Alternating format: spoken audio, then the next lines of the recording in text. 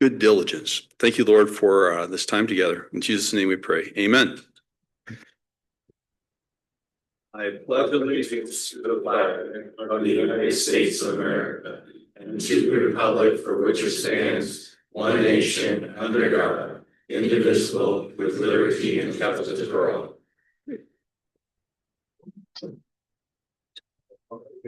All right. Well, welcome again, July. Welcome to my fellow trustees. We have full board. Hey, welcome back, all our travelers from new and far. So, number 4, item for approval agenda. I do have a couple items that have come up that I'd like to add to the agenda. I'd like to add a letter C on presentations. According to Sean from the Drain Water Resource team, it will be brief. But it will be an introductory discussion on the Lake Breeze Drain District, the potential. I'm just going to say it's not been determined yet, but he will introduce us to the Lake Breeze Drain District. That'd be letter C under presentation. And then also I'd like to add 12. Just knock everything down one, add item 12, a closed session that we need to talk about in attorney-client privilege. And Dan, do I need to identify it? Could you actually identify the terminology for me on that item? Yes, I know that the account has a grant motion, but it is essentially a session pursuant to the Open Meetings Act and the Freedom of Information Act to discuss an attorney-client approach. Appreciate it, Dan. Thank you. And the exact verbiage with all the ABCs, 23, 18, whatever, all that jazz Danielle has, I'm sure, or will have. All right. So with those two additions, is there anything else adds or deletes on the agenda that my colleagues would like to add? All right. I'll take a motion to approve the agenda with the changes. I'll make a motion. Thanks, Sean. Support. Great. All right. Super. Big motion. All in favor of the amended agenda, say aye. Aye. All opposed? Great. Motion then is amended. Thank you. All right. Approval of the consent agenda. All of us received the minutes from last month, June 19. And also that was our special meeting, and also the payment of bills. Any items to add or edit on those two items? Hearing none, I'll take a motion to approve the consent agenda then. Thanks, Bill. All right. Support. Great, thanks, Char. All right. All in favor of the approval of the consent agenda, say aye. Aye. All opposed? Motion carries. Great. This is the time where we opened it up to the public, and my colleagues probably get tired of me repeating the same thing. We're going to move into our first of our 2 public comment periods. We appreciate your participation in our meeting tonight. You have the right to address the board on any issues you'd like. It's your time for public comment. And we will respectfully listen, but yet not engage in debate or the conversation. It may seem odd, but we do have an agenda and township business to attend to. If you desire further discussion on your topic, please schedule an appointment with our township manager, Mr. Howard Fink. If this is awkward, please contact myself, Steve Schoolhawk. In order to keep the meeting moving, please limit your comments to 2 to 3 minutes. We don't have a big crowd tonight, so you can go a little extra. But thank you in advance for keeping your comments respectful. So I'll start on the right side tonight. I usually start on the left, but we'll start on the right. So please come on up.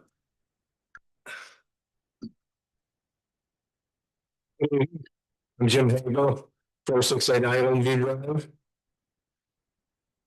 On behalf of the homeowners, I want to publicly thank Mika Rice, Ken Bosma, Brad and Tom from the Barman Group, and you, the Park Township Board of Trustees, for listening to our homeowners' concern relating to the water level of our pond. After getting all parties together at a homeowner development, we civilly discussed the problem and some potential solutions, and we came up with what we think is a mutually agreeable solution. Thanks to all involved for that process. And just as an editorial comment, this is just one small example of how people with different perspectives can get together, talk about a problem, come together with a solution that we think is acceptable to all concerned. Isn't that the way problem solving and negotiations are supposed to work? Thank you.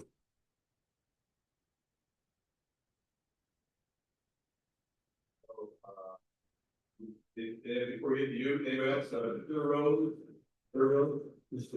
Matt, of course, no? Oh, okay, back row, please.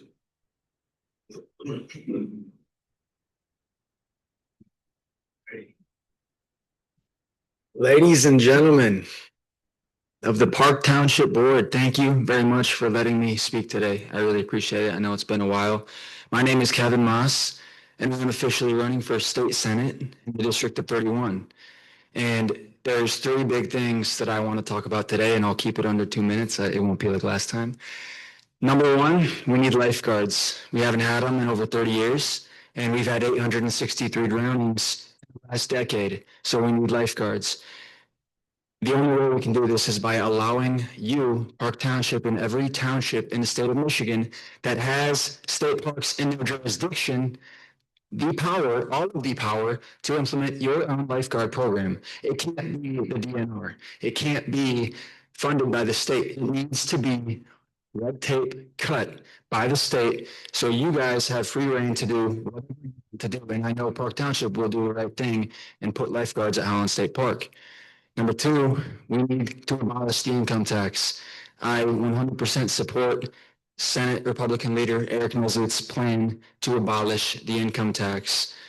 We can't go from $60 billion spending to $84 billion spending and then still try to raise the income tax. It doesn't make any sense. And number three, I have had a lot of polls and a lot of people tell me through over 1,500 responses actually from the city of Holland, the majority by far in every single poll supports putting a bridge connecting 168th Street on the north side of Park Township to 66th Street on the south side of Park Township. The majority of Park Township residents want this to happen. And I mean, the firemen, the policemen, save lives. I mean, you guys know if they get a call on the north side or the south side, it takes a pretty long time to get to the north side or the south side. And that is why I will be, we are currently producing a study. We are currently producing a study with very qualified, talented, experienced individuals that will show us all why not this bridge will be beneficial to not only Park Township, but West Michigan. So on that note, thank you all very much for letting me speak. And I look forward to working with you all in the near future. Thank you very much.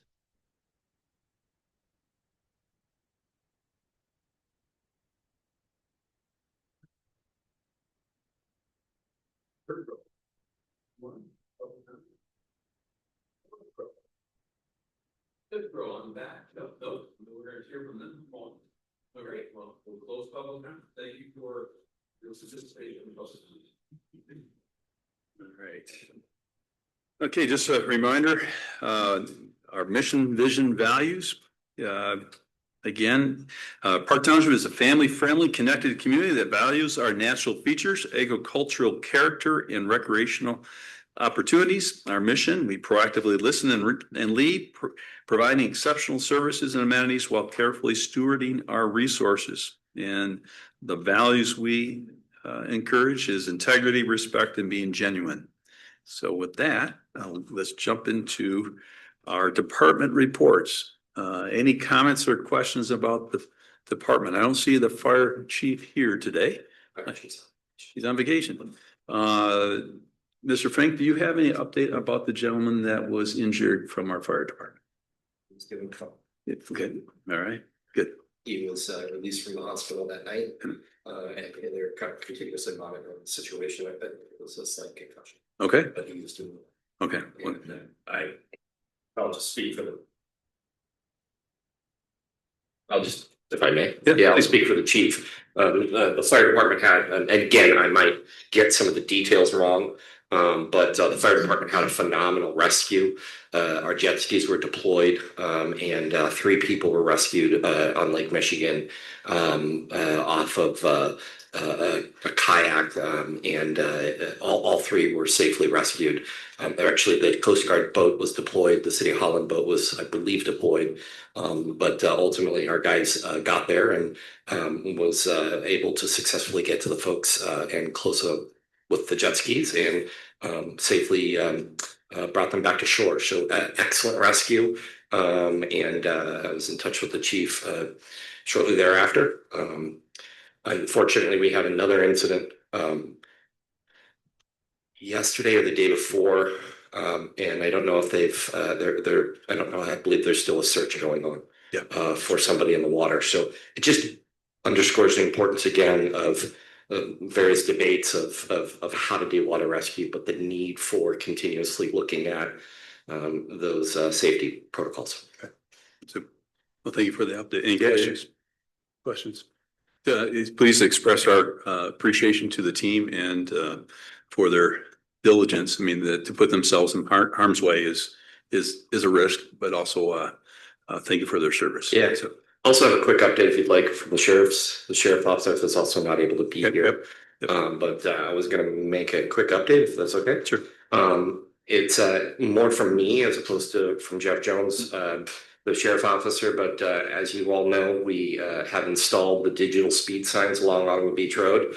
Not to get into a debate on the road diet, but what I will tell you is that the creation of the road diet was designed to reduce the speed and to improve safety on Ottawa Beach Road.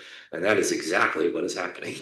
Once we installed those speed signs on Ottawa Beach Road, we now have data to support actually how fast people are going. Anecdotally, I had a conversation with Officer Jones, who, for those in the audience, is our community policing officer, the individual who writes a good number of tickets off Ottawa Beach Road. And he generally said it's hard to find somebody going over the speed limit because of the design. And so ultimately people are following the speed limit. We now have data to support that. So I'm going to pass on a report to you all. And these are kind of reports that we can get over time. But what we're seeing is that the reports are backing up the fact that people are going much closer to the speed limit now. So that's excellent news. Good news. So what was the data on the safety? How was that improved? The speed is improved. So Right, you said the speed and the safety. So I didn't say that there was data on safety. I said that the road diet is designed to reduce speed and improve safety. The design of the road diet is designed to reduce traffic accidents between 15 and 40%. So, But we have to analyze that. I do plan on looking at that one analysis. okay, then I misunderstood. So great that it's reduced the speed, but I heard something different. So just wanted to clarify. Yep. All right. Any other comments on the reports from the department? Okay. All right. Let's move on. Presentations. Mandy, please. Lakeshore Advantage. Hello, good evening. My name is Nancy Cooper and Vice President of Strategic Initiatives at Lakeshore Advantage. Let me start by saying thank you for having me. Some of you, but not all of you. I appreciate the opportunity to come and share a little bit about inside, I placed a packet at each of your chairs. Inside that packet is information about our organization. And there's actually a presentation I had prepared. However, given agenda tonight, I'm going to just share a few comments instead, and I can answer questions if you have any questions about what I share. If after looking at the presentation later, follow-ups, you can get a hold of me and let me know what contact information is in there. So with that, I really appreciated how you started mission, vision, values, because that's really how we start sharing our story as well. So Lakeshore Advantage is the nonprofit economic development organization that serves in Allegheny counties. Our mission to ensure a healthy economy here in Lakeshore, where future and current generations want to live and work. So our vision to accomplish that is that we are a business and talent magnet. A place where people want to live, where people want to place where businesses come to thrive and stay to thrive. So that's kind of the foundation of what we do. What that looks like is we talk about we are the region's economic GPS. So the three things I'll share, we work to grow our primary employer base. So our primary employer is a specific type of business. It's a business that does more sales or provides more services outside of the region than can be consumed here in our region. So think of like a manufacturer or a food processor or tech company that's selling their goods and services outside of West Michigan.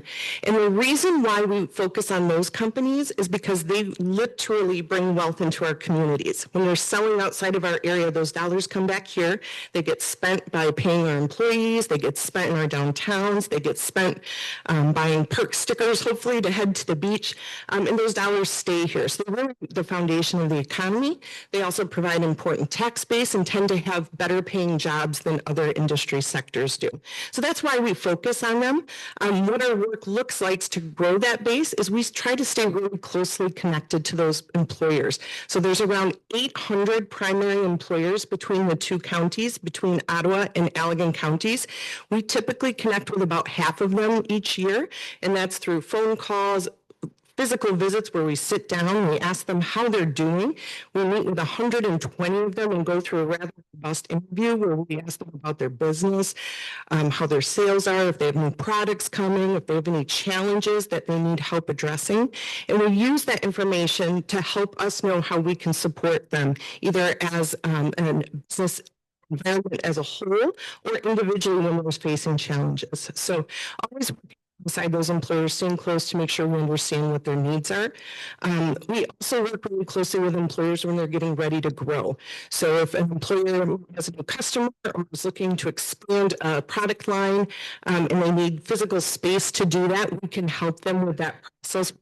Been working with municipalities or state agencies if they're considering other locations as well.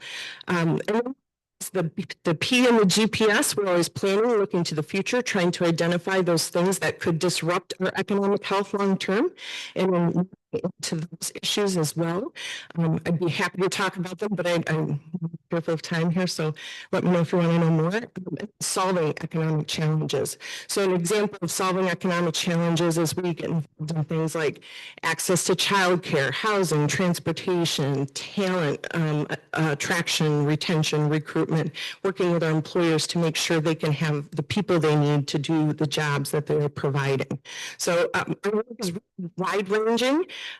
It's a lot of fun to be involved in this kind of work and to be able to see the impact we have here in the community as a whole. We've been around for about 20 years and have been working in partnership with about 25 different local units of government pretty closely, including Park Township, and we have for, I think, almost a decade now, which has been incredible. So the funding is the question I usually get, where does your funding come from? It's very much locally driven. So 60% of our funding comes directly from the private sector. So from those employers I was talking about, our local businesses, they see the need for long-term or proactive economic development. So they fund our efforts, and we also get support from our communities and the counties themselves. Most of our funding, people just think, just get a lot of state funding, and the answer is no. Actually, our core operation funding does not come from the state. We are here because the local community wants us here and wants us to do this work. That was a lot of words. So I'm happy to answer any questions you may have. Just an observation, our community provides employees to your core businesses and beyond. And so being in some sense, I hesitate using bedroom community. We have no commercial, industrial activity here, but we provide many of the hundreds of employees that you serve. So thanks. Certainly draw for our talent, right? The outdoor recreation provide talent is looking, where do I want to locate? That's a huge factor. Yep. Can I ask you a question? Yes. So would you expand on that? when we talk about outdoor recreation and amenities and uh, um, as a barometer of attraction, are you able to quantify that or anecdotally, can you give us some examples of that? We did a survey last fall of young professionals ages 18 to 34 in our key growth industries, about 200 respondents. We asked them why they live here and work here. What is it about this area that either drew them here or keeps them here? And the top answers were proximity to Lake Michigan, outdoor recreation opportunities, there was some like cost of living, family here, safety was another one, but the outdoor recreation was in the top 5 responses of why they want to be here. And when you think about long-term, our employers and their talent needs, we know the key is really attracting and retaining that specific demographic right now so that we have our future workforce. I don't know if that is helpful and answers your question.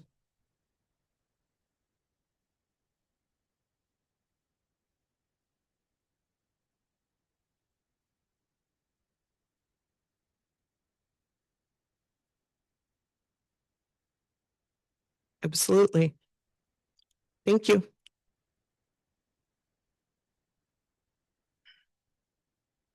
The 2 gentlemen that serve our community as our sextons for our cemeteries. Well, thank you, gentlemen, for giving us an update tonight. Look forward to hearing what's going on. Well, we're going to do this in 2 parts. 2-part meeting, or I mean, a scene or something, or No. okay. All right. I'm going to talk first and then Mike. Okay, all right. Okay, I'm sorry. I think you'll all remember about a year ago or coming up on a year ago, we came and we got two major projects for the cemeteries approved, our columbarium and our lakeshore expansion. So I'm going to talk about the columbarium, where we are, kind of how we have progressed to date, show you a couple of pictures of how it looks right now, and then we'll kind of go from there. So if you could go to the next slide. If you remember, this was our conceptual drawing that we put together last year to show in Lakewood Cemetery the location of the columbariums. What you see there is our columbarium plaza, we're calling it, where the columbariums will be located. We have 1 columbarium on order. It's similar to the picture that you see. Eventually, we will have 4 on this site. And we just have to see how popular they are. Just judging by how many questions we get about them regularly, I think they're going to be pretty popular. We already have a waiting list of people who want to buy as soon as we start selling. So just some key points. We placed our order for the columbarium structure last November, the end of November.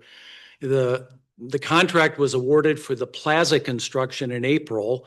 And we did our groundbreaking in June, and we're expecting the delivery of the columbarium at the end of August. Hopefully, we'll start selling mid-September to around October 1st.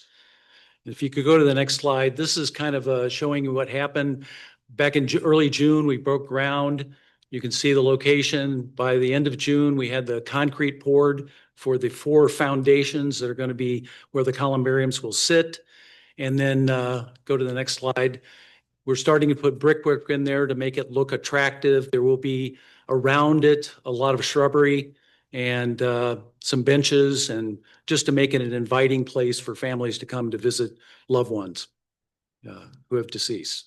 So I'll turn it over to Mike to talk about, unless there's some questions about the columbarium.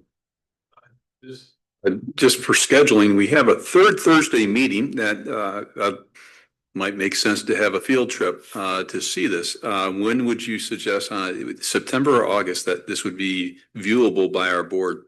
Well, the columbarium itself, the project should be finished by September 1st to September 8th. Okay. So everything will be in place at that time. That would probably be the best time to go take a look at it. Good to know. And I think it might be worthwhile, since this is a major investment for our community and also a direction in the cemetery strategy that I think our board should be aware of. So maybe we take a bus ride over there or something like that. So in September. Thank you. Sounds good.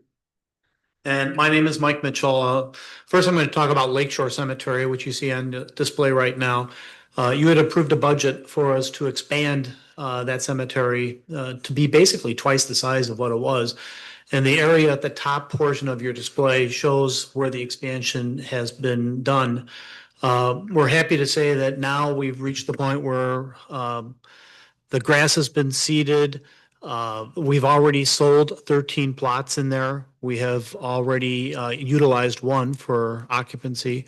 And we see that just continuing to grow as Lakewood Cemetery is pretty much full and there is no spaces available for people to purchase new plots there. If we can go to the next slide, you'll see where, for example, we have now changed out the gravel for the drive. We're putting a base in right now that's there. And at the end of the summer, we'll be putting gravel down once the base has been packed down and set. To the left, you can see what it looked like beforehand. And now on the right-hand side, you can see where the area has been cleared, the dirt has been churned up, and seed has actually been laid down. If we go to the next slide, you can actually see where all the seed has been laid down and everything. So we're really making an impact on cleaning up and making it a much more presentable site. Historically, I've noticed that Lakewood is a premium site to a lot of the public, and there's a lot of drive for wanting to get a plot in Lakewood. And we're trying to make Lakeshore just as much of a premium site as we go forward. In fact, if we go to the next slide, this is Ventura Cemetery, and we'll be approaching you sometime later in the year about next year doing an expansion there, not in size, but in cleaning it up. And number one, in the larger yellow area that you see on your display, actually having some parking spaces. Because right now, if you go to Ventura, you are parking on the street. And so having some parking available is something we want to do. The small yellow square to the far right, we're proposing to put a shed in. We're proposing to bring electric and actually have irrigation there as well. So the two, Lakeshore and Lakewood, have irrigation now. We want to bring it here. And again, make this a third premium site going forward so that there's not one that's better than another, but they're all excellent. Just for our identification, could you tell us what red and green mean? So red is a sold plot, Red is but sold. not occupied. Okay. Blue is an occupied plot, Okay. and green is one that's available Oh, for sale. gotcha. And Thank you. so as you see Ventura, there's a lot that are for sale, but people will go there right now and they say, well, I'd rather go to Lakewood or I would rather go to Lakeshore. So we want to get this one to that same level. Yeah, the capacity at Ventura looks, well, you have capacity to sell. Absolutely. Yeah. I want to take this opportunity just to thank Nick from the maintenance department. He and his team have been doing a phenomenal job in helping us defray some costs in Lakeshore, for example, and maintaining that. I want to recognize Howard for his leadership and everything that he has done to really give us the freedom to develop these in the way that we are doing, and the board for your approving our budgets to be able to continue to do this.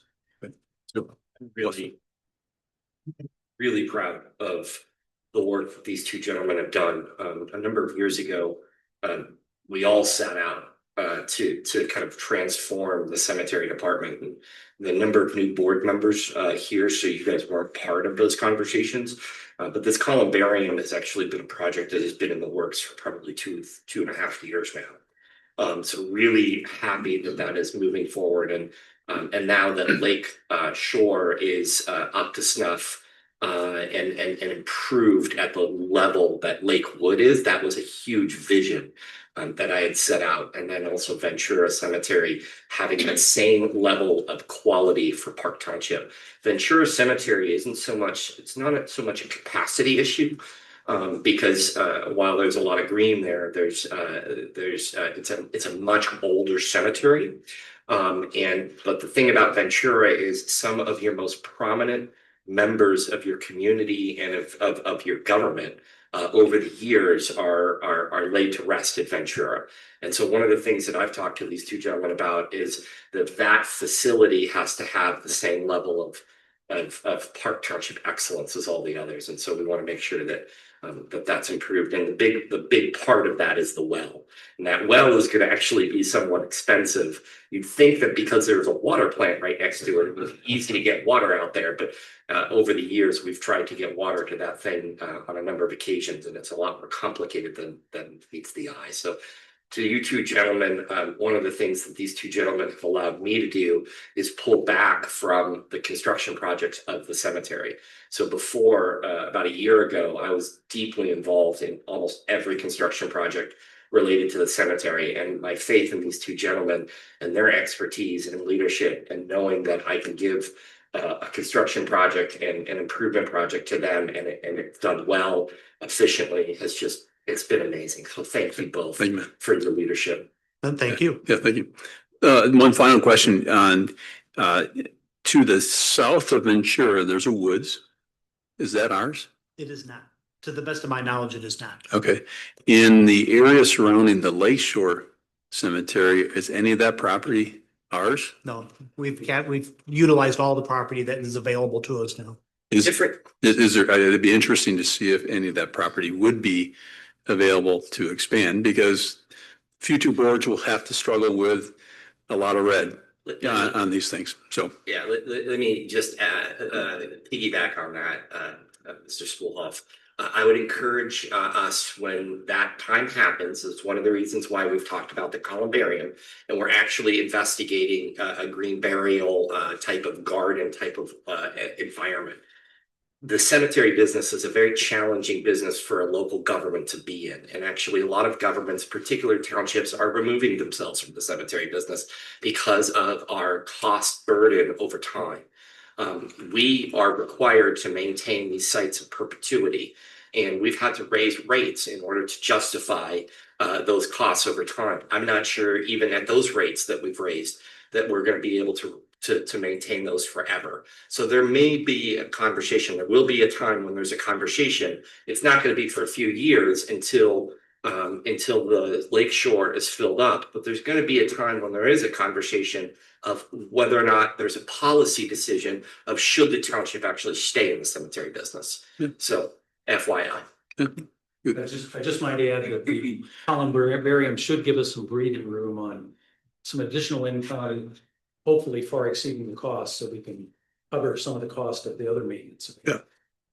And so you are encouraging a waiting list for that, Yeah, we are So- taking names, and we're going to be contacting people, and once we're fully set up with a process for burial, then we will start selling. There you go. Okay, so our public should know that, get on the waiting list. Yes. All right, super. Thank All you. right, thank you. Any other questions? Great, thank you. Good update. Again, this is a late ad. I was just introduced to this item briefly this month, but then Sean, thank you for coming and just give us a quick introduction of what we may be going into here in the next 60 days, it sounds like. Thank you, board. I'm Sean McCarty. I'm the Chief Deputy Water Resources Commissioner Office in Ottawa County. I work for the great Joe Bush, Water Resources Commissioner. Is that the great, is that what he calls it? Oh, That's what you call it? Yeah. Okay, all right. Okay. This is just an informative, let you guys, it's just transparency. We have issues and we want to just stay ahead of it and make sure you guys understand what's going on. So this is the Lake Breeze drain. This extends from almost the dune all the way through Sunset Bluff, all the way out to Lake Mac. I have a map over here, and then each one of you have a map in front of you too as well. This district is outlined by the red line there, which basically is the water shed. So all of the water finds its way through the district into our route and course, and then traverses its way out to Lake Mac, like I said. In 2021, we had a project and we had an assessment, and there were 510 parcels in there, just to give you guys an idea how big it is. Since that project, we have had 16 IRs. It says 14 on that sheet, but we had 2 come in today after this was printed. So, which an IR is an incident report, which is something that we need to take action and go look at. Most of the time they're justifiable. Sometimes they're just property owner issues, but these are mostly pretty legit issues. There are 113 catch basins in this district.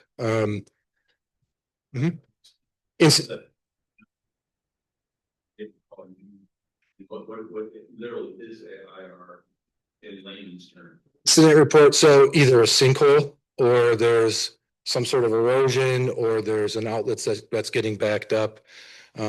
Like I said, sometimes it's grading issues that doesn't fall underneath our jurisdiction, but most of these are actual drain related IRs. Yep. This whole system is just over 4 miles long. And the importance of that is we are only allowed to maintain up to $10,000 per mile per year under Michigan Drain Code. That's set up to basically protect the people. So the office just can't come in and rip everything up and fix it and then assess the people. So, the current net worth of this drain district, each drain district is its own incorporation, basically. They have their own bank account, and we are at negative 17,000 right now. We did pull a preliminary borrowing note of 25,000 that we just got in yesterday. So that'll help carry some costs for a little while, but not very long. So what we're looking at on this map here is every red dot is the IR, and most of them are sinkholes. So we have concerns that the infrastructure is failing underneath. We have no idea how many more there are. We're kind of anticipating there to be more issues. We did pull a quote to have the entire system cambered by Plumbers Environmental, which is about $31,200 is their estimation on that. So basically, again, this is just informative. I think next month there would be some sort of action potentially on the board in the form of a petition potentially. And I think Joe would be here for that one to help you guys walk through that and talk about it. Our office is always open for calls. If you guys have any questions or constituents or call in, obviously we'll answer everything we can. And this man right here is a wealth of knowledge in the area as well, Ken Bosman. So. Hey, so Sean, I've been involved in one of these drain determinations deals. Yep. Could you just walk the next 6 months through if this was an issue that you guys have determined that it needs to be addressed and it appears to be so? Yep. What's the next 6 months look like? What are key things that this board has to either react to or agree to or decide to or Yep. or not? Help us understand our involvement Yep. in this. So first off, our office would need a petition to perform outside of the maintenance limit, which comes from the township, the people, the road commission. Somebody has to petition our office.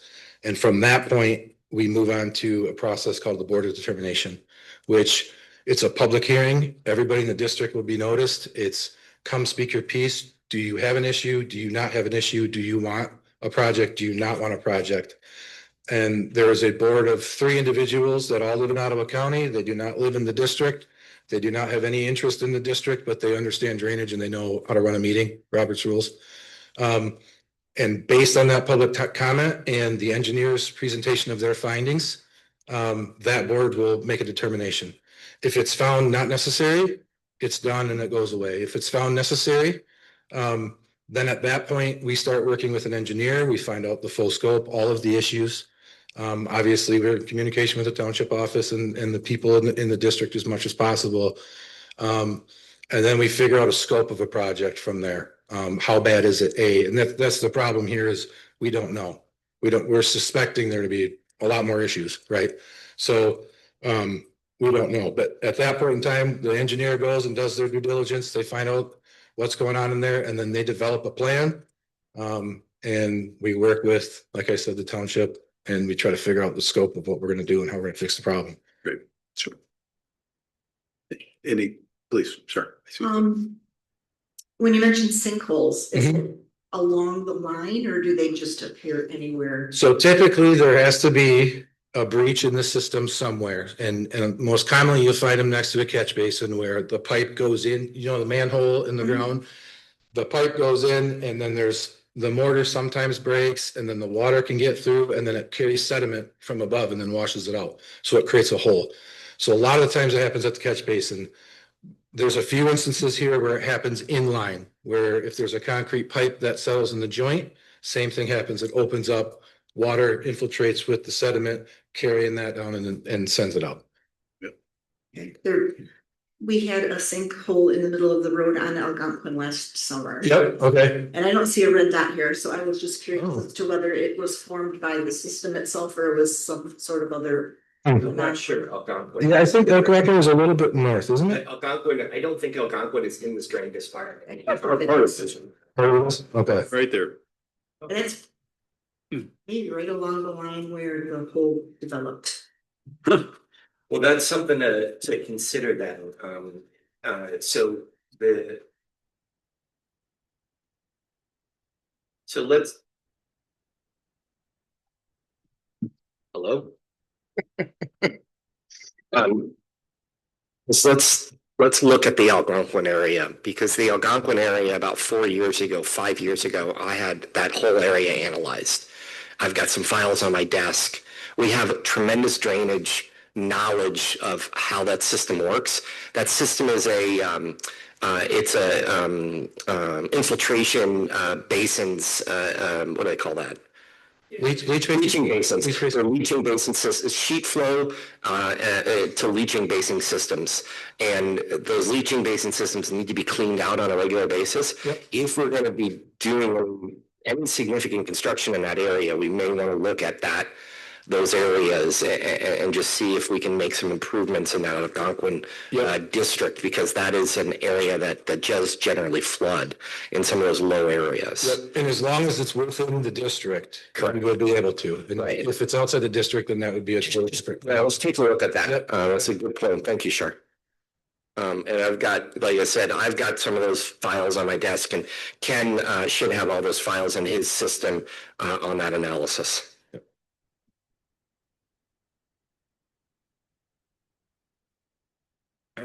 Any other questions? Yeah, any questions? Looks like we're at the start of a process, but I just want to make sure we understood what we're getting at, Yep. what we're heading towards. All right, thanks, Sean. Thanks, guys. All right. That's that.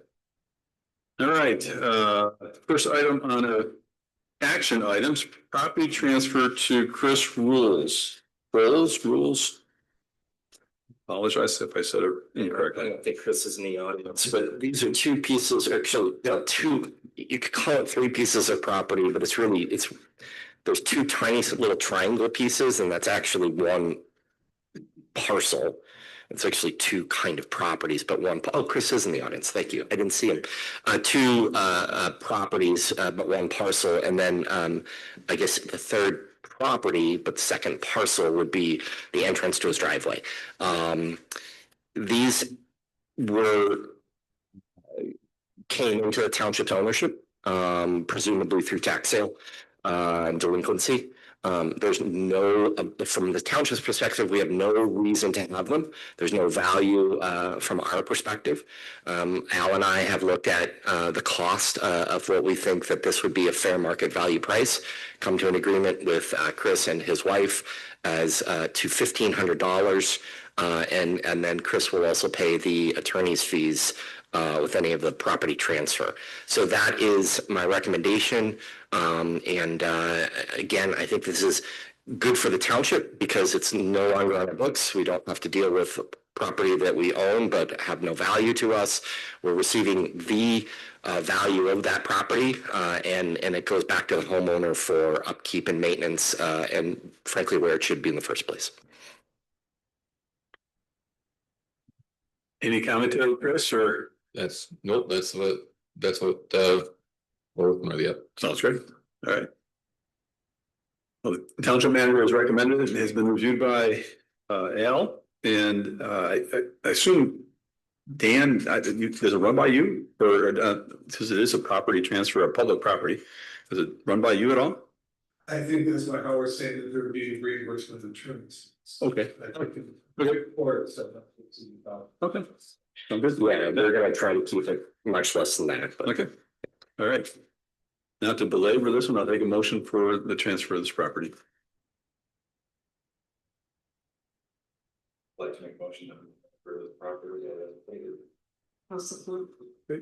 Any further comments or questions about this? One comment I have is not necessarily related to the 2 triangles, but then the third is it's the wire around that. Why are we giving it back? Oh, the third, the 79 piece. How would about that? So There's 2 parcels and 3 properties. So let me just go walk over to you. Because I don't know what you're asking. we're selling this one and this Correct. So no, three. So 60 is part of two. This one and then the big one. And so all three of them. All three. Okay. Yes, sir. All right. Answer. Okay, motion still stands. And seconded. Yes. All right. All right, seeing no further questions, I'll call the question. All in favor of the motion, say aye. All opposed? Great, motion passes. So Jones, the two triangles. They're actually one parcel. That's why I was saying two, yeah, got it. The me? Oh, it's me. Okay. All right. Next item on the agenda. Trail View Development. All right, I think we know a little bit about this one. Missed hearing about it, did you? We missed you. So for the past month or so, we've been continuing to meet and work through some of these final details with regard to the drainage and to the monitoring plan. And we've come to some conclusions. What's on your dais today? There are some very, very small updates from what was in the packet earlier. Minor technical details as far as location of a well and some things like that. So the primary change from the last time this was in front of you was within the resolution and report, and the details of that dewatering and that monitoring, rather than making that paragraph of the report several pages long, were pulled out into the separate monitoring plan and then dewatering plans for the two segments of the project for that portion of it. So that's the work that's been done, and kind of where we are right now. I think we're at a good place with this. And I do have Mr. Bosma here as well if you have more questions with regards to some of the more detailed technical components of the plan.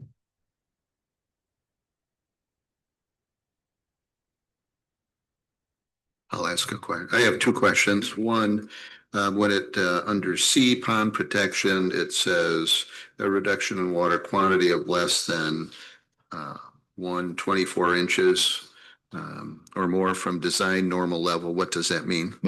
So the design normal level, we talked about how to define that. Each of these ponds has an outlet structure kind of for overflow. At the bottom of that, or the bottom inside of that outlet structure, that's the design normal level. Okay. And where is it at now? For Pine Island, that one was measured, and that's at 603.09 is the elevation of that design elevation structure. The actual pond level, we didn't shoot for the last couple of weeks. Yeah,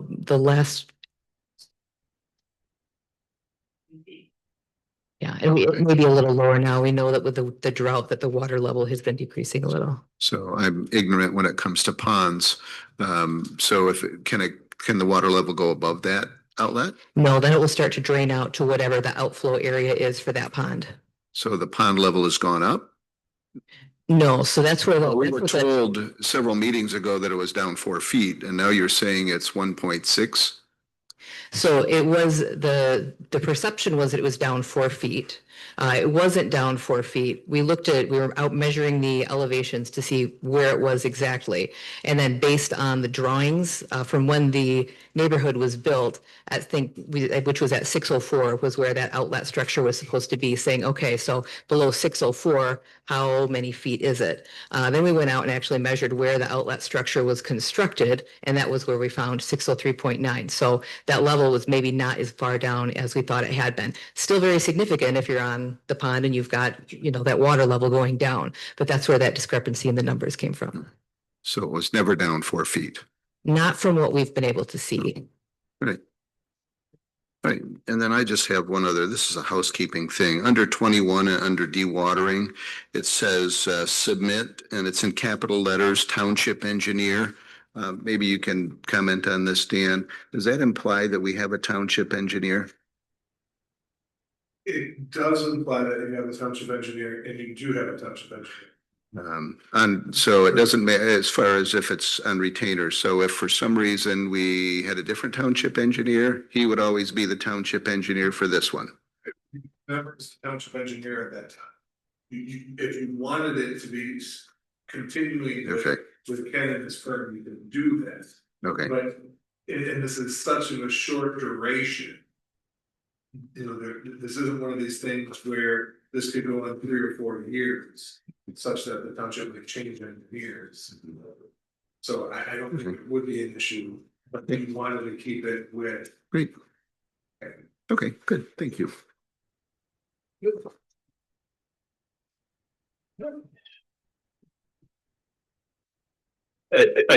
just one final question. It would appear that all parties agree with this and we're ready to move forward with it. So, That is our impression. and so your recommendation to our board at this point in time is to approve the PUD as it stands today. Yes. Okay. I will entertain a motion to that effect.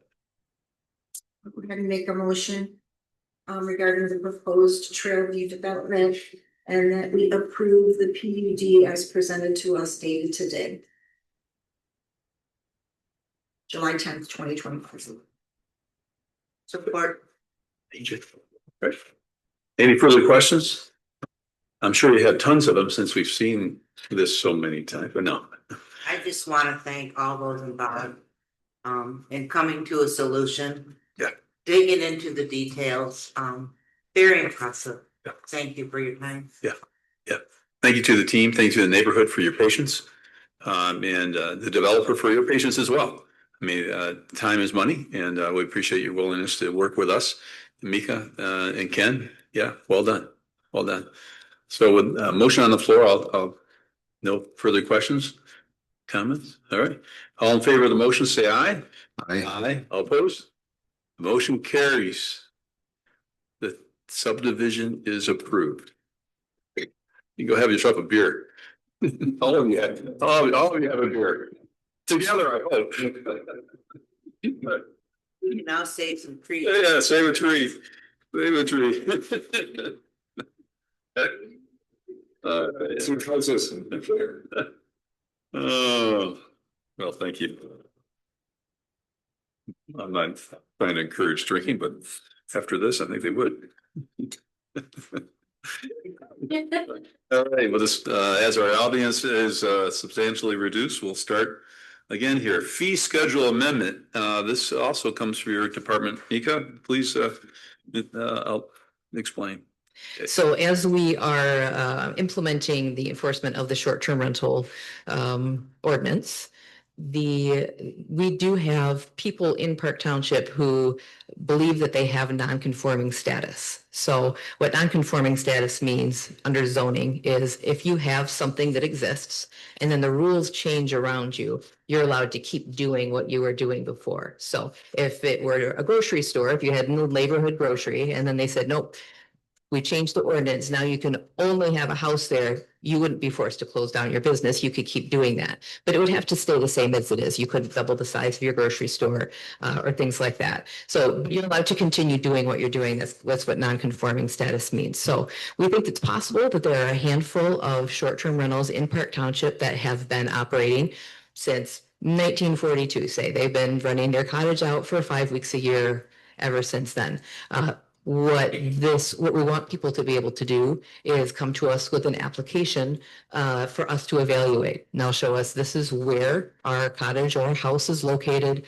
This is the zoning district that it was in at the time, or if it preceded zoning. Here's some evidence showing that we've been in operation over time. There's nothing in the fee schedule right now that gives the space for that in order to charge a fee, because we are going to be spending quite a bit of staff time on it. So what this fee schedule does is set a $250 application fee, which is the same as a couple other administrative approvals that go through the office and require a little bit more intensive review. And then there's another comment in there as far as an escrow goes that will give us the opportunity to charge an escrow in the case that that's needed. So many of these applications will not require that. It's possible that some would require legal review and would be more in depth. And so that just would allow us to cover our costs for that as we're processing these applications. One thing I'm gonna point out. Each of you have a copy of a letter from Attorney Kalikonlinsky that was provided to you. On the bottom of that first page in footnote 1, it indicates that 4 property owners have strong non-conforming use arguments. So it appears that, at least in terms of the Park Township neighbors, we're likely to get applications from 4 people. There could be other people in the township who haven't been part of Park Township neighbors, But we can anticipate at least 4 to be coming from that. All right. The only question I have is the 250 and the 500, is that sufficient to cover your cost? I think it is, we haven't broken it down by the hour, and we don't really know because of the applications.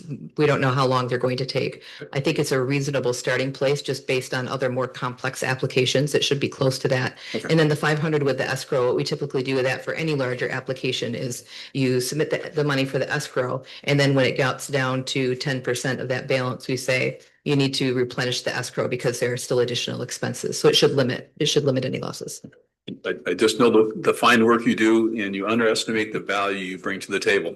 So it seems like they're getting a good deal, but they are our neighbors and they do pay taxes. So, all right. Any questions or comments for Mika about this additional item on our fee schedule? One question that somewhat related to whatnot, houses that get rented like that are not homesteaded, correct? Typically not. That's a little bit more of an assessor question. I think that there is an exemption for, you can rent a couple of weeks a year under tax law, but that's different than zoning. So typically these should not be homesteaded. There have been a number who have lost homestead exemption when we discovered that they were doing short-term rentals, but there are some nuances there that Al would have to answer for you. Good question. Thank you, Brett.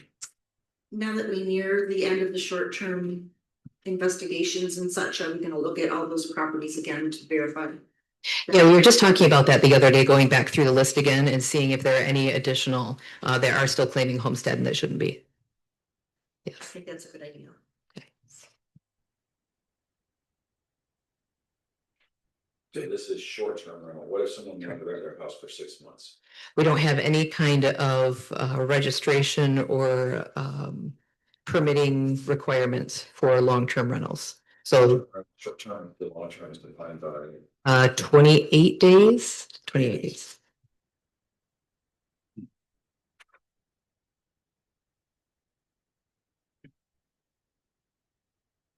All right. Please, yes.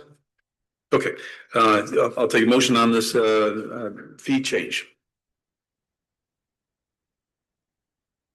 I'll make a motion to accept, as presented, the new, fees, as presented.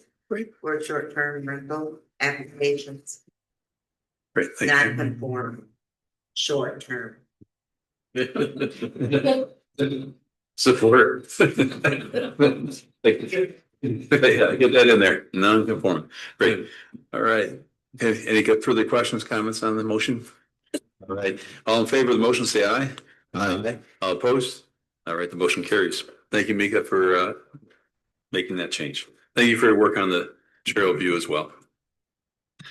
All right, that brings us to item discussion. I'm sorry, we're into discussion and possible action item.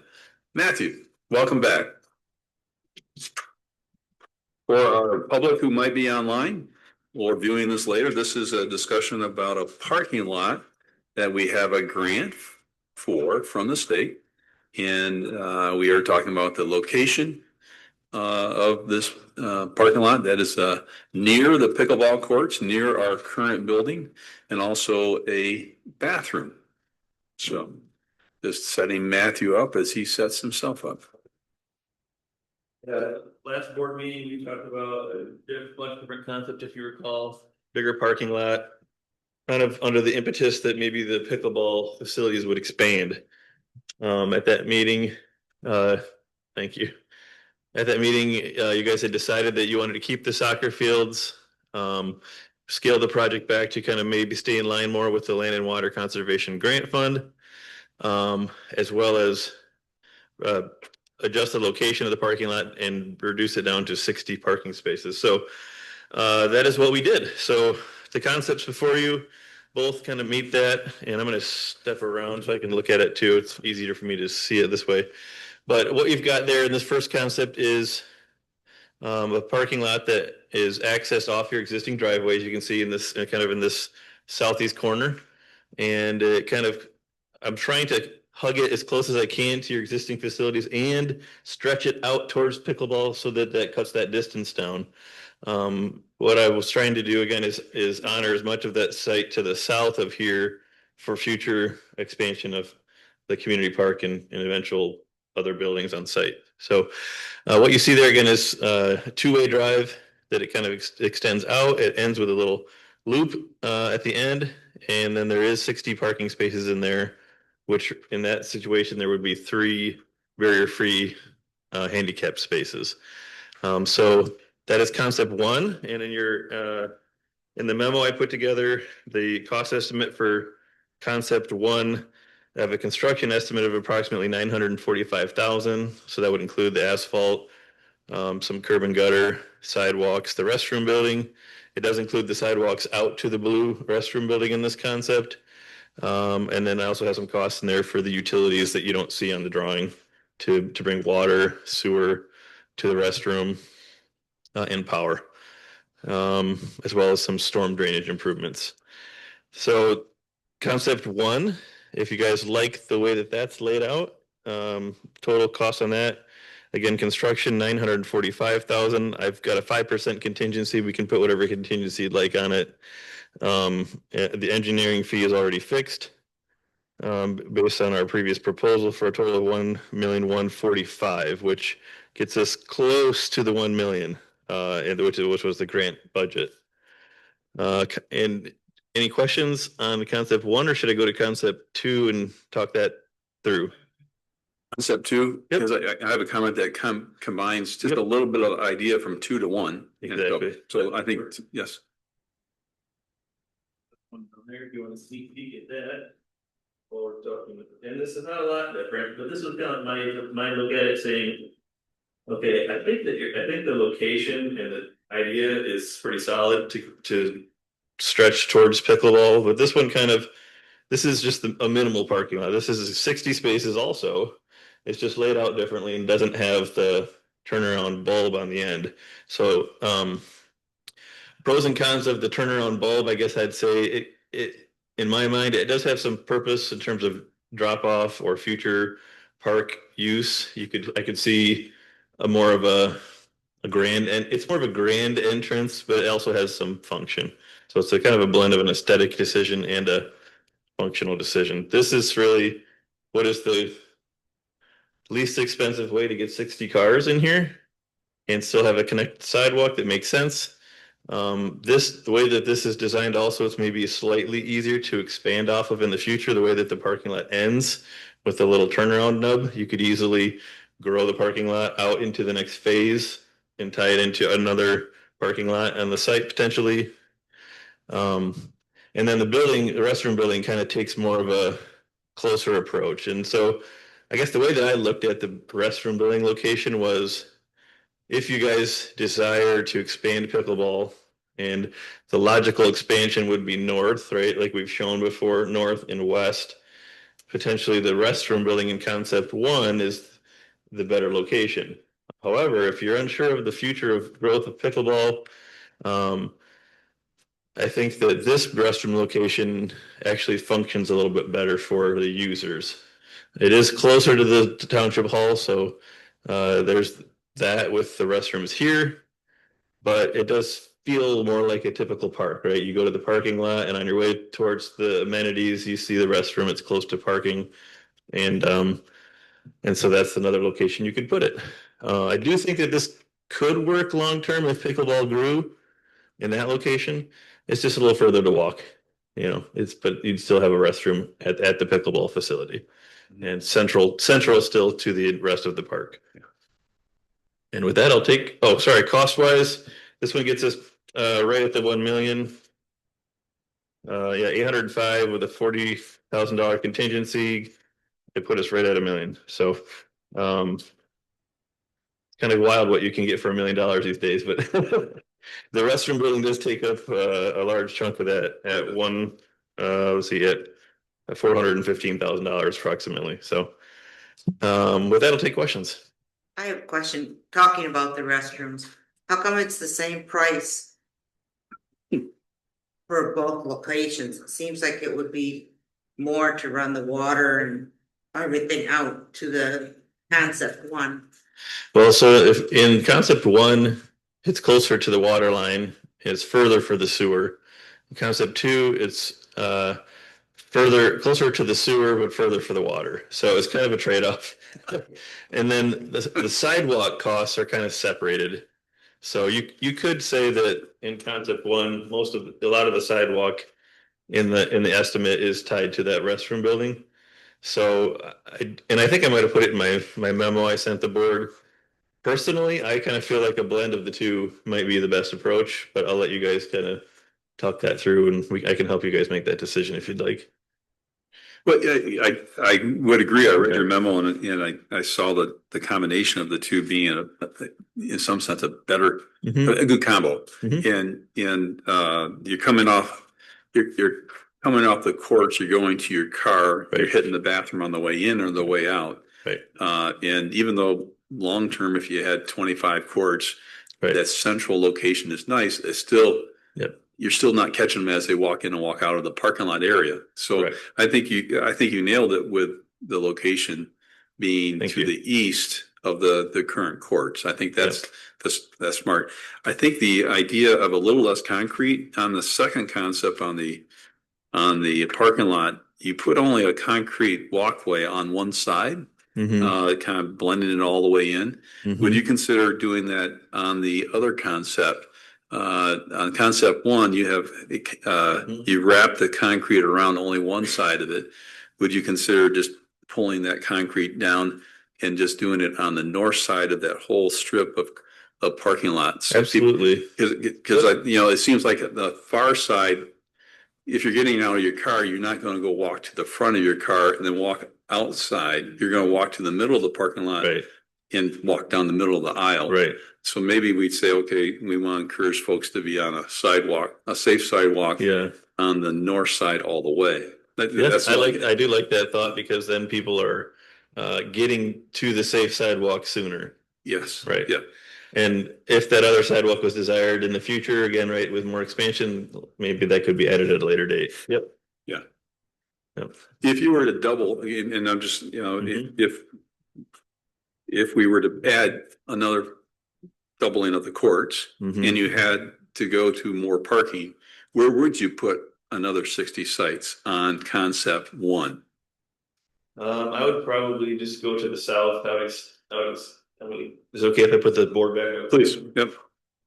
Easier than being on the ground. Yep.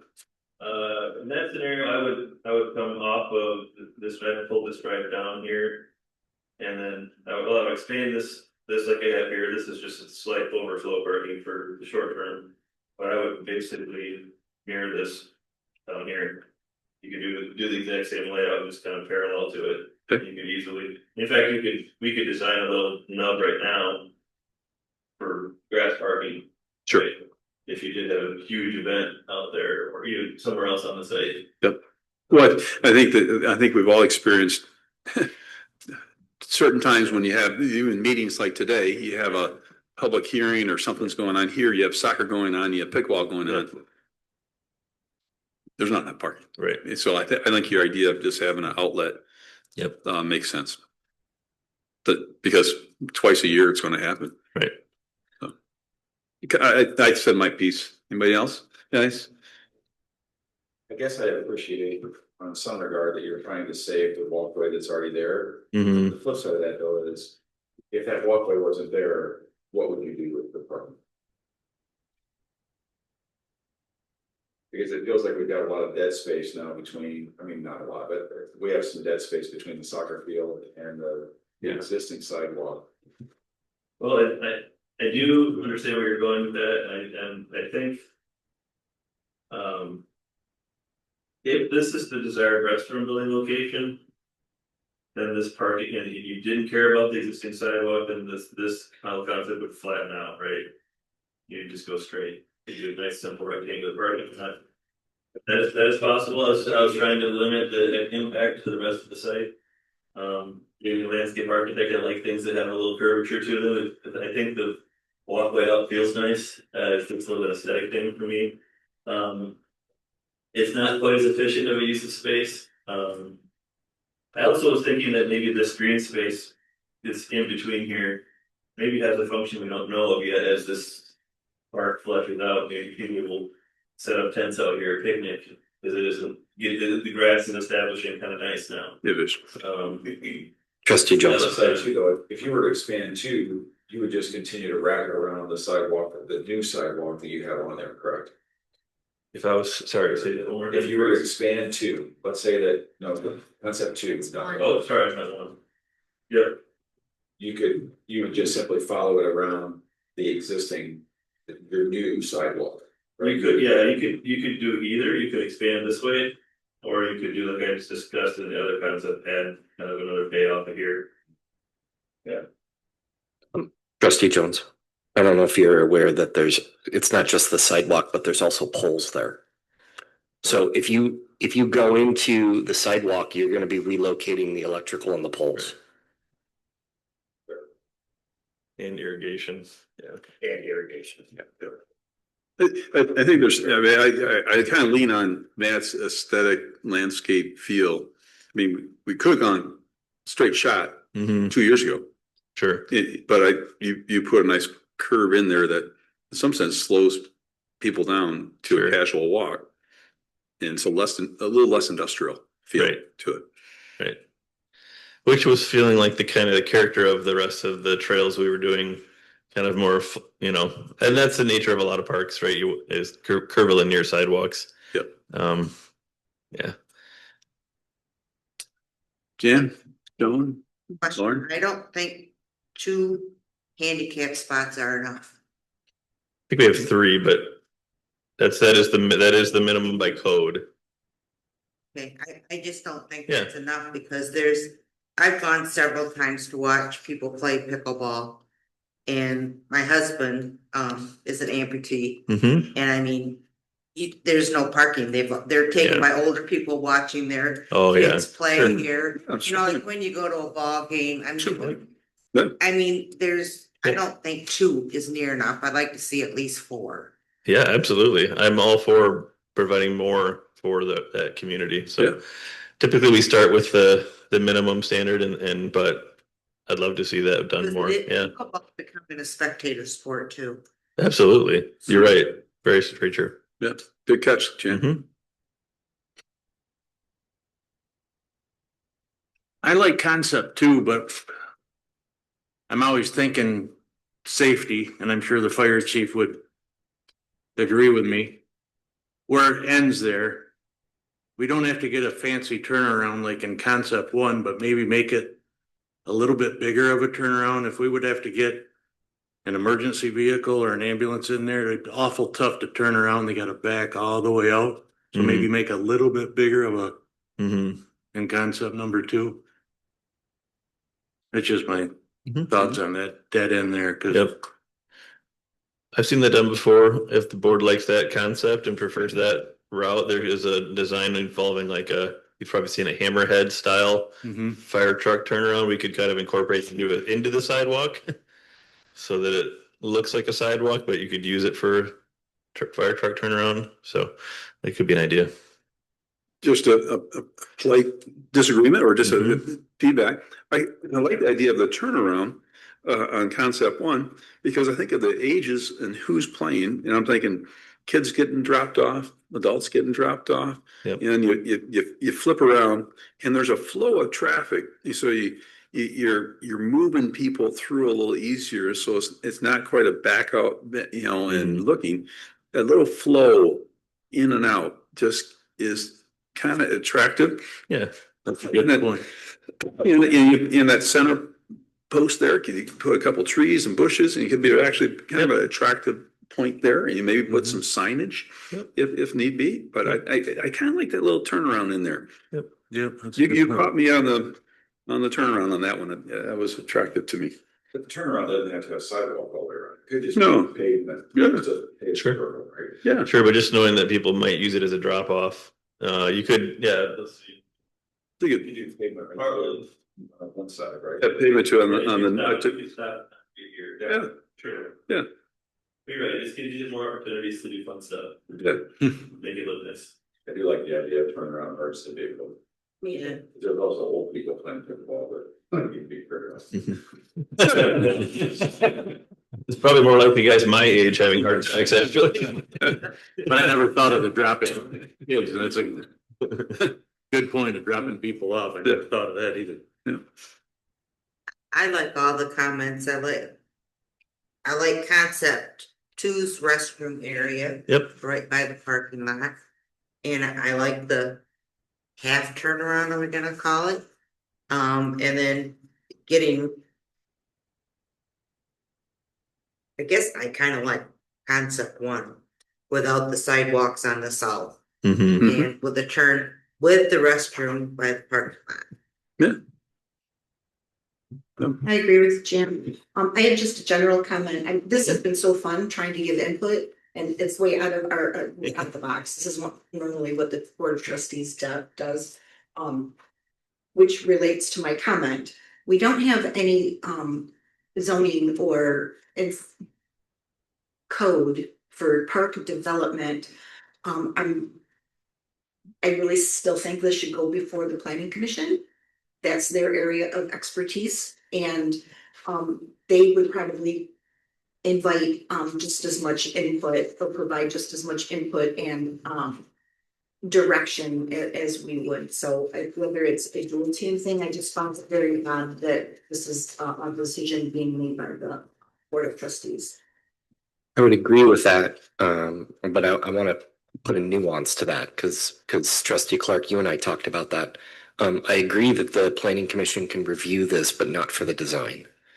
The design of this parking lot is the board's, and so, but I certainly think that the Planning Commission can look at it for, you know, other issues, bumper stops, you know, number of parking spaces. But I mean, I think ultimately there has to be a decision factor of who's giving that direction. And it's challenging enough to design in committee. And so now we're going to make a 14-member committee. I don't know that that's realistic. So I would say that the board holds the design vision, and then the planning commission, if they wish, can look at the details. I will tell you that the planning commission actually has reviewed the site and the entire site concept for this park. And it is, for the board's knowledge, this is in the statute that the planning commission does review park concepts. One of the challenges of the park behind you is that there is no definitive plan that has been advanced that is going to happen. And so the planning commission has kind of acknowledged at the previous presentation that there's a bit of you know, it comes in stages, as you if you will. Does that make sense? Yep. I was encouraged that you did talk to Mika. So it's not like you're doing this in isolation. I see this in your note, in your memo. Yeah, we had a good conversation. She just informed me there wasn't anything in the ordinance that would preclude you to have a certain number of spaces or size the restroom to a certain size, that it's up to your discretion or our professional opinion working with you. Trustee Clark is absolutely spot on that we have no zoning code for parks. So if you all remember, let's just give a little bit of history. The reason why you have no zoning for parks is because you had previously, up until a few years ago, you actually had no park zoning. You created the park zoning specifically for the purpose to protect that space, because the concern was from the residents that it could be something different in the future. Because it is now its own zoning classification, in order for that to change, you'd have to go through a master plan revision. And so that's one of the reasons why you kind of are to this point where you don't have a zoning code. Yeah. But that's something that the planning commission does need to address. I guess the comment I would have, and no decision has to be made on this item, but if Mika would say she wants to forward this to the planning commission for a final review, that's fine. Yeah. But I think it should stay here. I'm not sure that we need to have another set of eyes on this and complicate the process more than it is already. Sure. So I appreciate the opportunity for them to just put a set of fresh eyes on it, and they may give input, they may. Yeah. So we can have Mika make that. One last point, I think I have put it in my memo too, I want to make sure I point out, is that because you will be getting a grant agreement probably in the next month, I would assume. Taking money from the DNR does require you to lock in the boundary that we put on the map for the final boundary of this improvement. And then that anything inside of that boundary has to remain for public park use in perpetuity. So that's one of the stipulations of taking grant money from the state. So we'll work on if either of these concepts, I think both of them, the boundary would probably be similar, but that'd be the next step. We'll outline that line and I'll present that to Howard to show him kind of what that would look like, and would be happy to, I'm sure Howard will, want to potentially include you guys with that as well. Is That's just administrative at that yeah, point. right. I don't want to delay this process any farther because Matt, you've been running it and pushing it, and you know the timing that all these state regulations have. I just want to look at my colleagues and say, are we ready to give him final direction? He's heard input, and maybe you could, if you want to relate to what you heard, and then do you want to have one last look, or do we have confidence if Matt articulates what he heard correctly, we move forward? I mean, I guess I just want to look at my colleagues and go, how do we want? Did a beautiful drawing. Okay. Remember, you might as well look at it while we're on. You can the last one.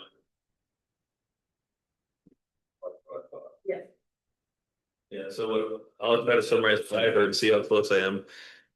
Sounds like the consensus was that the group, like most of the group list that I'd heard from, likes the restroom in the location on concept 2, closer to the parking lot.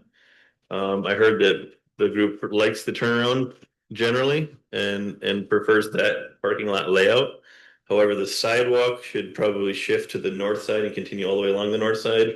And I guess it's up to, we'll see how it works, but even considering shortening the sidewalk just to minimize concrete, to stopping at a point that makes sense.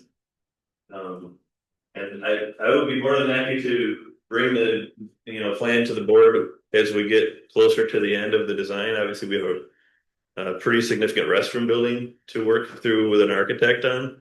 And I think there's some important details to that would be good for you to at least see and understand. But I'd be happy to present again at some point if you guys decide you'd like me to. I think it makes sense that we have not seen anything about the restroom other than a footprint. So I think it'd be good for us to see that, since it is $400 and some $1,000. Correct. I mean, it's almost half the budget. So half the budget. So the only disagreement I have on that particular drawing, Brian, I would go concept 1 and bring that circle farther all the way in. That's my circle. I would be leaning more towards concept 1. It looks like you took concept 2 and just put a circle at the end of that. I would pull it more. I would just move more towards concept 1 than concept 2 on the parking. I guess that the empty spot on concept 1 where you don't have any parking when you first come in. I don't mean you put a little penny bit of money you can add, there's a lot of spots. I also don't see any point where it's split. Why you would have a split in the parking lot? I don't think there's any value in split an agent process. I would likely disagree. I like to do that because it gives me somewhere to put a tree. I do think that sometimes having islands that pop into your parking kind of change the character of the parking lot. It does make it a little tougher to plow.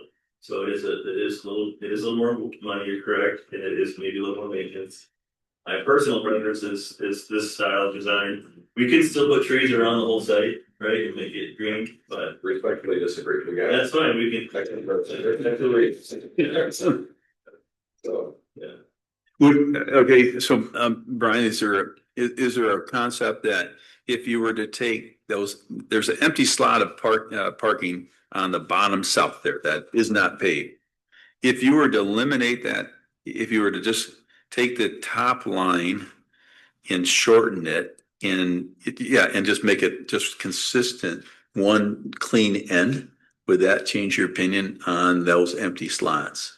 I agree, the empty slots is a little odd. I'm just trying to take the same thing that. Or just do it.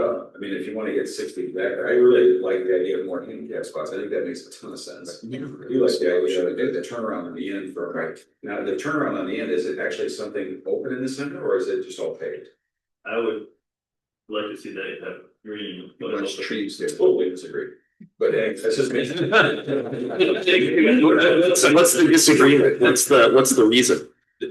Get a fire truck around that. Get an ambulance around that. But why the middle? Because the fire truck and ambulance would go around it anyway. Why can't you go in the middle? The way this is laid out, I believe a fire truck is able to make that turn without hitting the center. Oh, okay. I just go back to, I think we got X number of acres out there for trees and stuff. It'd be one thing if we were in a confined small area, we were trying to bring some green into it. I don't think this is that area. And I'm thinking about guys that have to plow it, what's the maintenance cost, what's the cost going forward for the next 20 years? Sure. And how's that cost gonna impact things that we can do in other places? And is that really that important to us as compared to opening up budget then for other things or not spending money where we don't need to spend money? Sure. I'm not gonna die in the hills. It's that's just my, yeah. I can go either way. Yeah. And I've done plenty of parking lot the other way too, and we can make it still look really nice. So it's definitely not like a deal breaker. I'd be curious if you can fill out those bottom spots, pave them, and find an extra nickel by reducing some of the concrete and get closer to that $1 million. I mean, I start sharpening the pencil and see if you take the gap out. And even if it doesn't land right at 60 spots, whatever you add in there is fine, and putting more handicap is perfect. Yeah. And we're talking about taking the trees islands out and just having parking. Right? Yeah. Right. Yeah. Where that sidewalk is. I mean, Yeah. that adds 4 spots and you can, Yeah. Yeah. There you go. The handicap spots will need to be, well, depending upon what type of handicap. I mean, if you've got to get out of a van on one end, I don't know if you'll figure it out. All right. All right, Matthew, you got enough direction? You do one more little detail that since we're designing together today, I think Yeah. I'll bring it up just because I'd like to, but the spaces are designed at 9 feet wide. I have had a lot of clients request 10 feet lately because it's just a little more space, a lot of people with bigger trucks. I'd be happy to draw it that way. It's not gonna add much more asphalt. And I do think actually that your existing spaces are 10 feet after I measured this. No, So, I would lean on your professional opinion on this one. okay. I don't like door dings, I'll be honest. I mean, I haven't. Given, this is just my opinion, Steve, this is your call, but given all of the changes and the nuances, I'd come back at the next meeting just to have a third presentation, just to make sure that everything is, because I'm hearing just a lot of great comments, great suggestions, great feedback, but I want to make sure that you feel like you've got the right Well, I think we'll agree too. I'll be able to put the rest of the design on it. So I can show where the grass is gonna be versus the native plan. Show some of the other things. Why don't we also try to get the restroom building, can we get the restroom building done by then? By next month, I could probably get a concept. We get a concept, doesn't have to be engineered or anything, but just a concept. Yeah, that'd be good. Sound good? People, there's location of the restroom place, the general location of the parking lot, the nuances of where, how. There, I think that's the third thing I think that we're all not ahead of, right? And trying to get it to the budget. Yeah. To the 1 million. That's great. Yeah, I think I mentioned too that, one of the things we can do too is that we can set up the contract so that you could, even after bids come in, you could make adjustments. If we have alternates or if we have unit pricing, we can scale back to make sure we do hit that budget. When you're looking at the contract, I'm not sure if there's gonna be much savings, but just remember that we still have quite a bit of material from the old runway. And so we did use that material for the base of Cooper Van Weering parking lot, and so when we're designing the base of that parking lot, we do have some excess material that we can use. And it's on site, so it might be a cost savings. Yeah. Sure. All right. Well, I think we came a long ways. Matthew, I want to commend you for hearing us and offering us a couple very clean concepts, and appreciate the work that you put into it. So thank you. Very welcome. And I do love designing like this. I love talking through design with people, so not a problem with me. Good. Good. And we're getting more comfortable doing it in a public setting. So that's right. So we'll probably get a few comments along the way about how we did that, but so be it. I think we got a good solution so far. All right. On the amended agenda, item number 12 is going into closed session. You know, if I could ask our lawyer to appropriately get us out, I appreciate that. Thanks, Dan. Yeah, the motion would be to go into the closed session pursuant to section 8(1)H of the Open Meetings Act to consider the legal opinion from the attorney, which is exempt from disclosure under section 13(1)G of the Freedom of Information Act. Great, and I would, I would, yes, so moved, and I'll support that. Great, thank you, Sharp. Yes, please. Trustee Clark. Yes. Trustee Gerard. Yes. Trustee Jones. Yes. Trustee Sernay. Yes. Trustee Stegater. Yes. Supervisor Schoolhall. Yes. And clerk 0, yes. And just a quick question, treasurer, Steggert. Treasurer. There we go. Thank you. All right, all in favor of the motion, say aye. All right, good.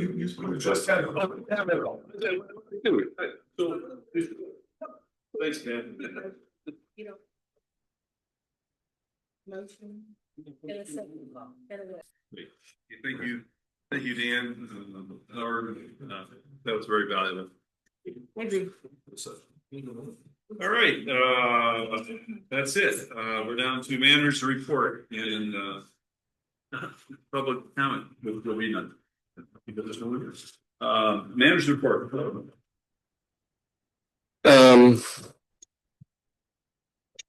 One of the things earlier that we talked about was the cemeteries, and I wanted you all to be aware that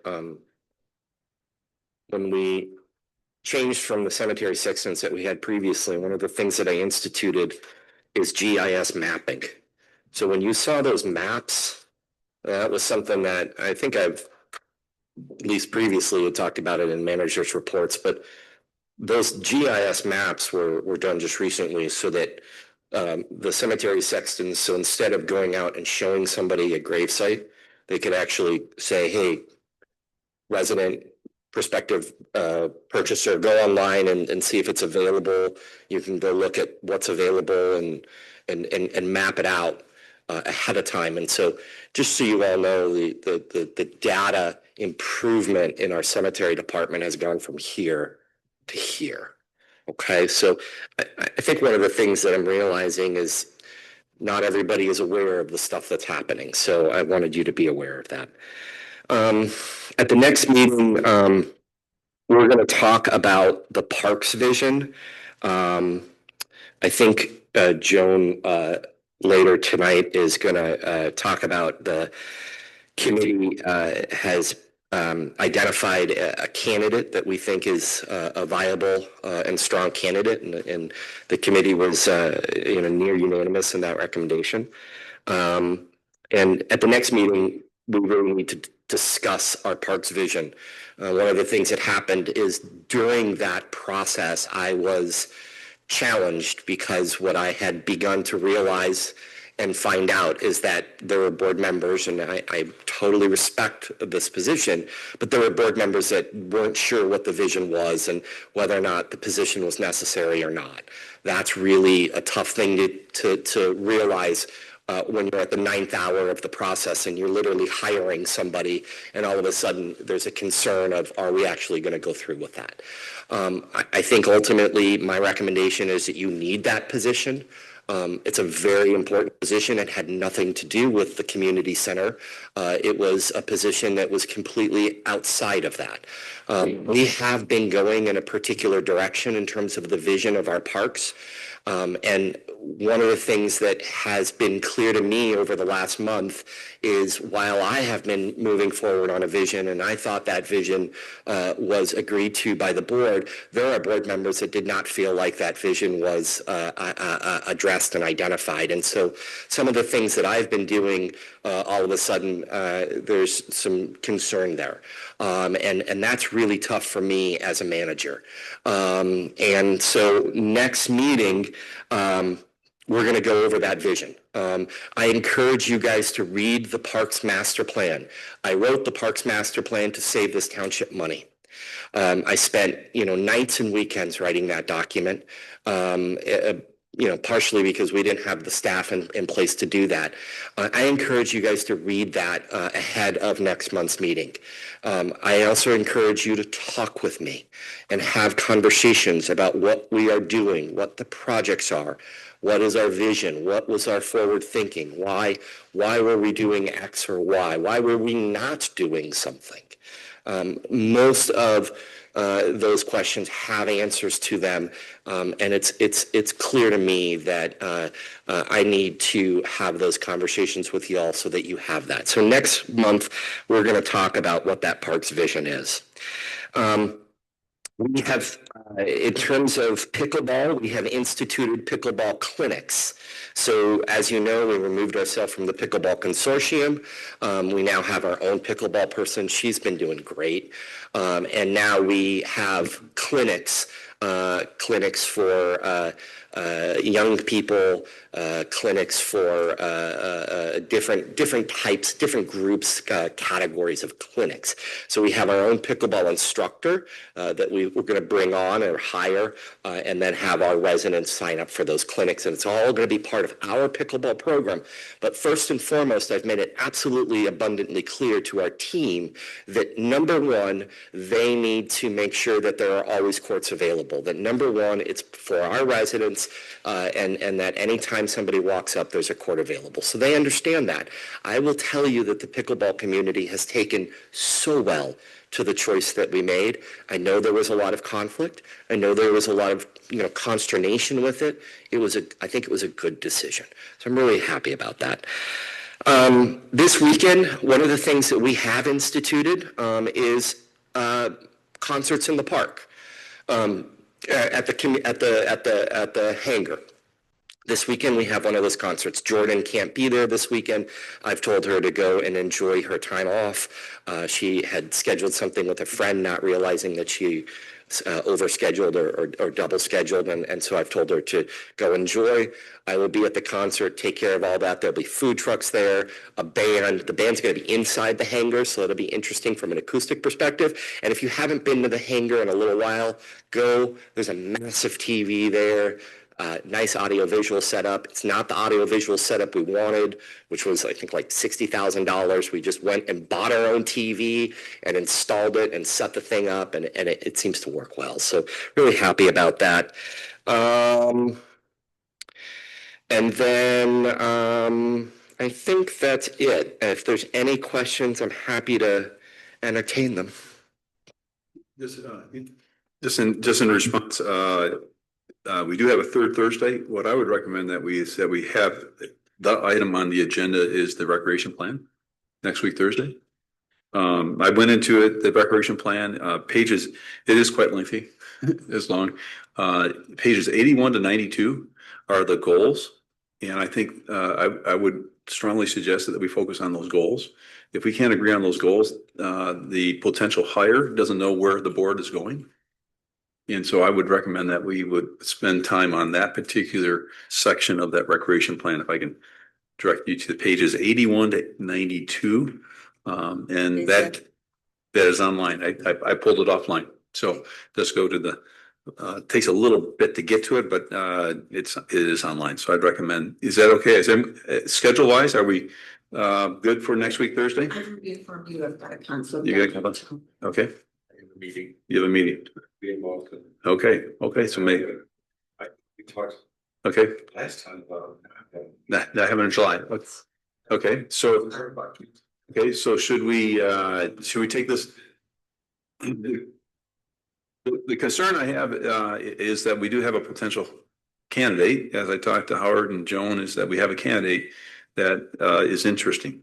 And so are we under a time frame, team? I mean, you're the interview team. What did they say?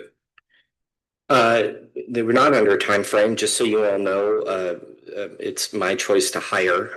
I have paused this. I was going to pause this hire. I'll be honest with you folks. I'm not sure. I wasn't sure what to do, and it changed every day. Because there was a point at which I was going to completely pause the hire. And then we came to an agreement on the person. So we're a little bit in limbo. I would like to lead that conversation in terms of the goals for the Parks Department, so that I make sure that I understand them and that I make sure that my team understands them. And so if you don't mind, Steve, I'd like to not necessarily, I don't disagree that we need to focus on the goals, but there's a reason why that master plan was written the way it was. And it wasn't necessarily for the vision of the parks. It's a format that is designed or mandated by Department of Natural Resources in order for us to do grants.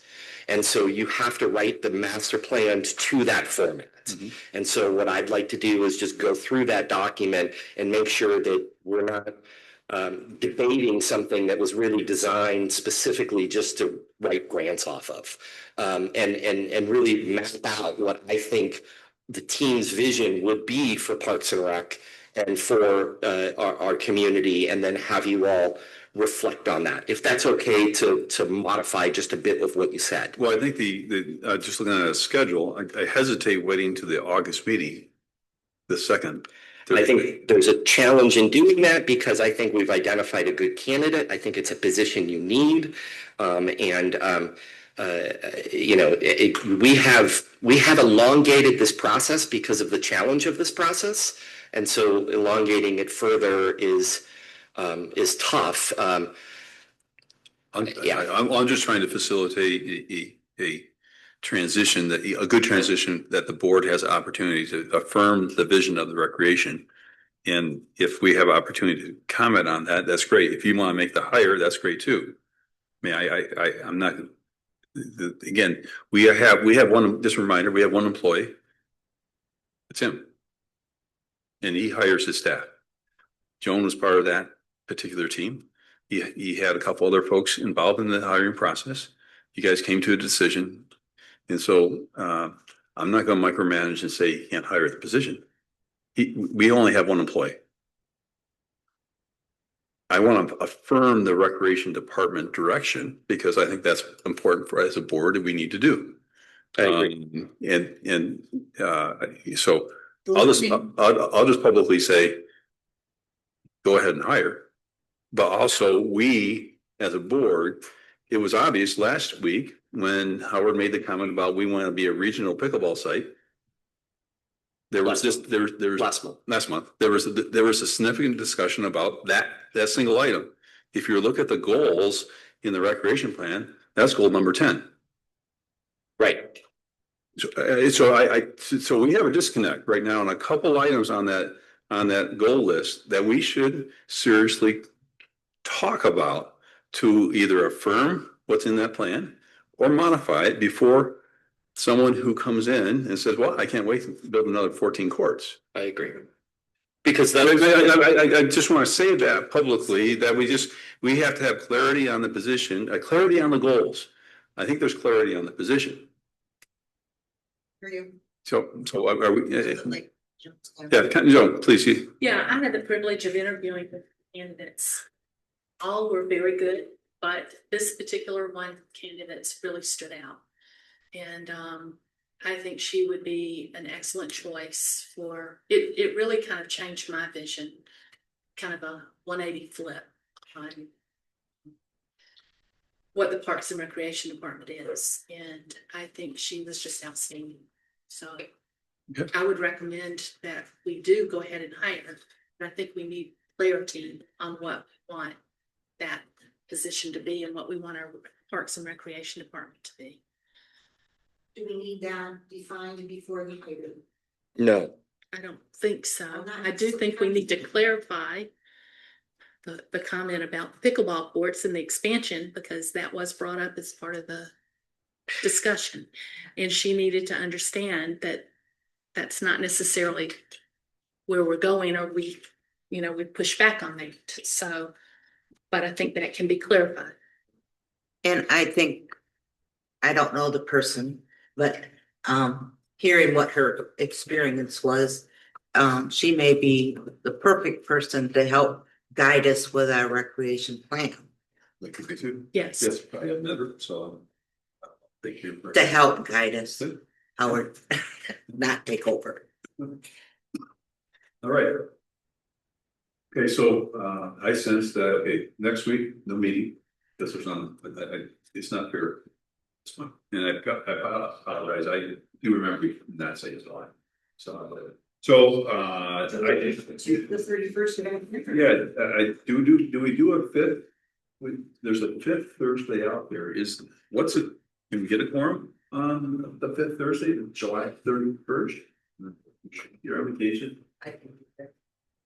I have a commitment. I don't know if I can get out of it. Okay, so let's put this on the agenda then on the second Tuesday, let's see, second Thursday, the regular meeting. Yes. And What we'll about the try to keep 24th? our best to keep. Could we do the 24th? I'm sorry. It's a planning, that's the planning commission. That's fine. What date? The 24th. Yeah, what I would like to recommend is that we keep the agenda light on that August meeting. And make this a priority for us to discuss, if I can make that suggestion. That I don't think we don't have to have trail view again. And hopefully we keep things a little lighter. Yes, I help make the agenda. Howard, you and I have to figure out how to keep the agenda light for that second. The other thing that came up in this process, it was challenging the conversation around the as part of the manager's report. It was challenging this conversation around the former community center that burned down. After the meeting, where the board had some conversation on this, multiple board members, after I had more information and was able to give them more information, because again, it's really hard, if not impossible, to kind of analyze stuff at an open meeting like that. They asked for it to be back on the agenda. And I think that I am going to encourage you all, highly encourage you all, to keep an open, mind on this project, because I think that this could be one of the better projects for your community, for our community, that could happen in your tenure. And one of the things that occurred is that there's quite a bit of detail in terms of that Andy Baer needs to kind of present to you, so that you have the understanding and the information of really what we're dealing with, how we got to this point, and what the possibilities are. That meeting, Steve, was going to be in August. So I just wanted to point that out before we went away from the conversation on parks, because the reality is that is one of your parks. It is not part of the lease of the fairgrounds. It will be your park in perpetuity, and it is a huge area that is the township's kind of responsibility of what we call Chef Field. And that building is kind of all a part of that. Did I get that right, Lauren? Yes. And it is an area that we really do need to have some focus and some attention on at some point. So I don't know when you want to shift that or do that. I don't want to mix the recreation discussion with that particular item. I Right. think we can push that to the third Thursday.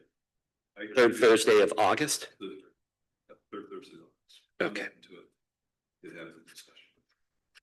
And just so you know, board members came to me. This is not me pushing and trying to. Couple board members that they were interested, so we can do that. We can have the discussion.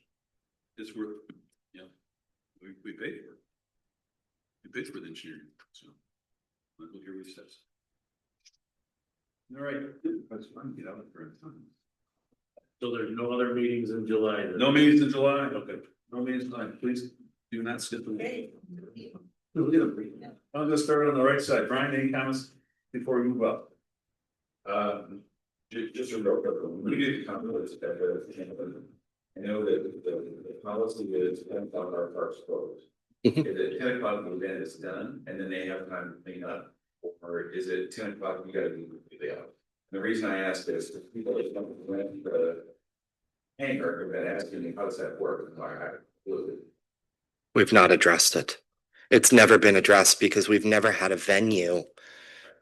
I'm happy to, personally, I think you ought to stretch it and allow for, the event to be over at 10 and, say, hey, the event's over at 10 and you got to be cleaned up by 11.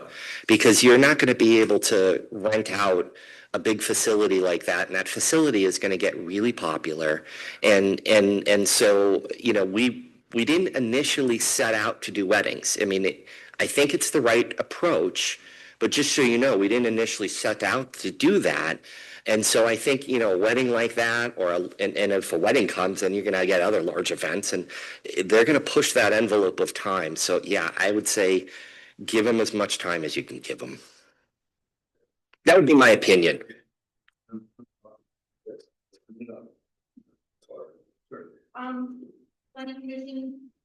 Mika does such a nice job of doing a summary that is in all our packets, but I'm just gonna highlight a couple things. We elected a new slate of officers, so now Tom Louise is chairperson, Dave Copenal is vice chairperson, and Stephanie is returning as our secretary. We then reviewed some important commissioner rules that we need to be aware of when we went over the Opens Meeting Act, conflict of interest, and ex parte communications. We also then went into reviewing our bylaws, and one noted change we discussed and confirmed was going to be that if a board member has a conflict with an individual who is coming before the board, that they recuse themselves and they also leave the room. The current bylaws say they can stay in the audience, but we said no, just leave altogether. If you need to catch up on information, you can watch the video afterwards. And then lastly, we reviewed and approved the commissioner's annual report. Again, copy was in our packet, and the group accomplished a lot of things last year. So if you got a minute, just browse through it. That's it. I don't have anything, but I do have a question for manager. Where is paving at this summer? Usually we hear about paving. Paving for? Usually we do some side roads and things like that, and it's already been chosen. And I will check on it's already been chosen, and I will check on the timing and get you a report. Okay. Paving for sidewalks and. No, usually we have the millage for the streets. I just wondered usually we get a report, that's all. Okay, yep, I'll do that. My apologies for not That's getting fine. that. Next month is also going to be paving schedule for sidewalks. Okay. I don't have anything for. We didn't have Max Transit meeting this month. They always take July off, so there were no minutes approved, so I didn't distribute any, and that's the reason why. Other than that, tax bills are in the mail. I'm sure you all appreciated those. Thank you. ZBA met Monday, and there was 2 items and they were both approved. Basically, little bit closer to the allowed setbacks because of additions on both of them were actually bathrooms to accommodate ADA people in the house. So they were both approved on that. Ottawa County Fair, they had a great turnout again at the Celtic Festival, no problems that I heard of. I think it was another great year. Fair is a week and a couple days away. That's rocking and rolling. I encourage you guys to take a drive through there. I know I keep saying it, but all the gravel roads has been redone with crushed asphalt. So there's not gonna be any dust this year. They all look beautiful. The concrete, the paved roads all have been crack sealed, and then they went over all the holes, and then they sealed the entire road, so it looks like all new blacktop through there. And it stops at the community building, which is not our lease. So I was talking to Howard, and he told me to have them get a price to continue that up to Ottawa Beach Road. So I'm working on that so we can get that looking nice, hopefully. Are you all in agreement with that? 'Cause I didn't feel comfortable authorizing given the conversations. I drove through there last week and there's a dark difference. You look like you're somewhere. I think you should. I'm not saying you shouldn't. In the past, I would have just instantly said do it, but I didn't have that comfort level. So I told Lauren verbally, I'm sorry, but I didn't feel like I understood where we were at. And so I asked him, I've asked people. What's the first step in the right direction? It's gonna be a very small quote. It's, what, a few $1,000s for seal coating that size. Yeah, and I told them not to include the parking spaces where they used to park for the community building. Cause honestly, I don't think we need them, but if something happens there in the future, we can always add those spaces again. So I know people park there for tennis, but usually they park along that little road when the fence isn't there from the burned out building, so. Speaking of spaces, we're actually gonna be striping spaces. So they'll be restriped and handicap spaces as well. I would. If we can get a price and get them home. Hey, Lauren, just a clarification, you estimate that the ceiling would be less than $10,000? I don't know. I can't honestly say because I don't even know what they paid for the ceiling of the entire ground. Generally, seal coating is like the whole seal coating of that entire area of the historic hangar and all that pavement there was going to be about 30 grand. So I can't imagine that area in front of the community center, which isn't that large, is going to be more than 10 grand. Basically the parking lot and out to the road. Yeah. Get a quote. Okay. All right. And that's it. All right, super. Lauren and I briefly texted back and forth. We had a CEP meeting. Oh, yeah. And we had a nice handful of opportunities to support neat community members, and one was the fair. Now, I'm not supposed to publicly say it yet because there's a little extra step, but we did approve a AED for the fairgrounds.